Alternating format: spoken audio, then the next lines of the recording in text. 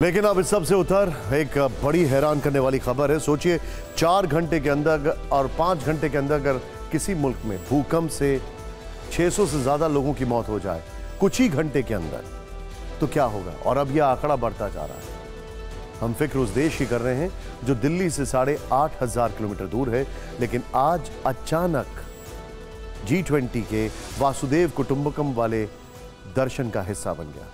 आज जब G20 के पहले सत्र की औपचारिक शुरुआत हो रही थी तो उसका थीम था वन अर्थ। G20 के मंच से प्रधानमंत्री मोदी वन अर्थ की बात करने जा ही रहे थे, लेकिन अचानक उन्होंने शुरुआत की मोरक्को से। प्रधानमंत्री ने सबसे पहले मोरक्को में आए भूकंप को लेकर संवेदना जताई। औपचारिक कार्रवाई शुरू करने से पहले हम सभी की ओर से कुछ देर पहले मोरक्को में आए भूकंप से प्रभावित लोगों के प्रति मैं अपनी हार्दिक संवेदना प्रकट करना चाहता हूं। हम प्रार्थना करते हैं कि सभी इंजर्ड लोग शीघ्र स्वस्थ हो। इस कठिन समय में पूरा विश्व समुदाय मोरक्को के साथ है और हम उन्हें हर संभव सहायता पहुंचाने के लिए तैयार हैं। प्रधानमंत्री ने इस बयान से वन अर्थ वन फैमिली की सोच को ही साबित किया, क्योंकि भारतवर्ष की सोच भी वही है। ये तस्वीरें देखिए आप जरा, आपको विचलित कर सकती है। सोचिए जरा क्या हुआ होगा वहां पर। अगर दुनिया के किसी भी हिस्से में कोई तकलीफ है, दुख है, दर्द है, तो भारत उसमें शामिल है। मोरक्को की त्रासदी वाकई बहुत बड़ी है। 60 साल बाद पहली बार ऐसी तबाही मची है। भूकंप से 1000 से ज्यादा लोगों की मौत हो गई है।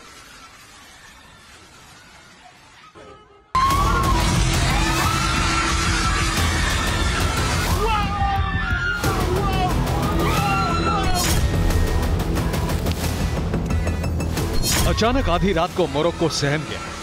शहर के शहर तबाह हो गए। ऐसा भूचाल आया कि पूरे देश में कोहराम मच गया। ऊंची ऊंची इमारतें पल भर में ध्वस्त हो गईं।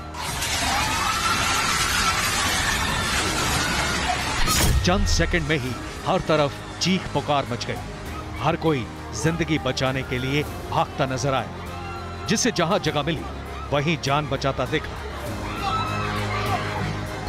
मोरक्को में चंद पल के लिए जमीन ऐसे कांपी कि 1000 से ज्यादा लोगों की मौत हो गई।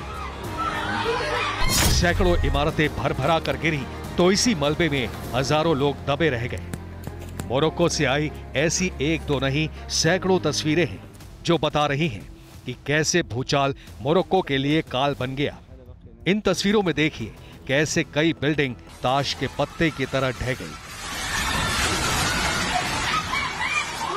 अब पिछले कई घंटे से रेस्क्यू ऑपरेशन चल रहा है।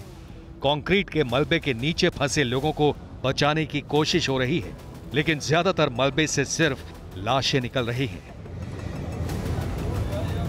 मोरक्को जियोलॉजिकल सेंटर ने बताया कि भूकंप की तीव्रता 7.2 थी और इसके झटके पुर्तगाल और अल्जीरिया तक महसूस किए गए। और आपको एक बात ये जरूर पता होनी चाहिए कि मोरक्को में आए भूकंप के बाद भारत दुनिया के पहले देशों में से है जिसने कहा है कि हम तुरंत आपको मदद मुहैया कराएंगे। दिल्ली के भारत मंडपम में हुए G20 शिखर सम्मेलन में इंडिया बनाम भारत की पॉलिटिक्स भी नजर आई है।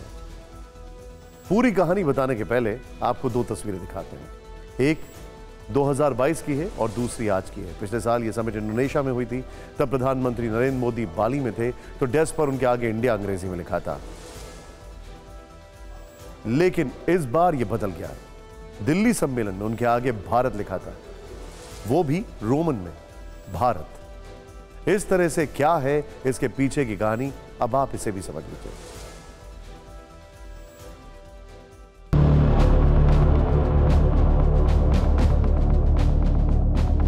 तो क्या सच में इंडिया अब भारत हो जाएगा?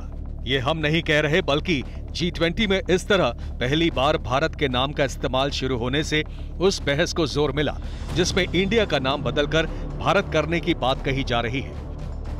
प्रधानमंत्री नरेंद्र मोदी ने भारत मंडपम में G20 की बैठक का शुभारंभ किया।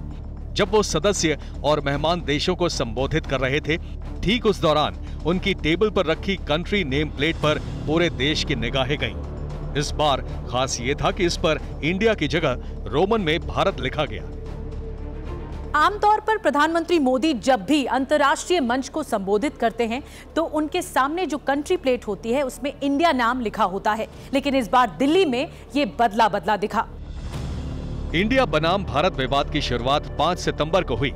G20 शिखर सम्मेलन के रात्रि भोज के निमंत्रण पत्र पर प्रेसिडेंट ऑफ इंडिया की जगह प्रेसिडेंट ऑफ भारत लिखा गया। इसके बाद विपक्ष ने आरोप लगाया कि मोदी सरकार देश के लिए इंडिया शब्द के इस्तेमाल को बंद कर केवल भारत कहे जाने की योजना बना रही है। हालांकि सियासी हंगामा बढ़ने पर प्रधानमंत्री ने मंत्रियों के साथ बैठक में इस मुद्दे पर बयानबाजी से बचने की नसीहत दी थी, लेकिन आज जो तस्वीर आई वो कुछ और ही कहानी कह रही है।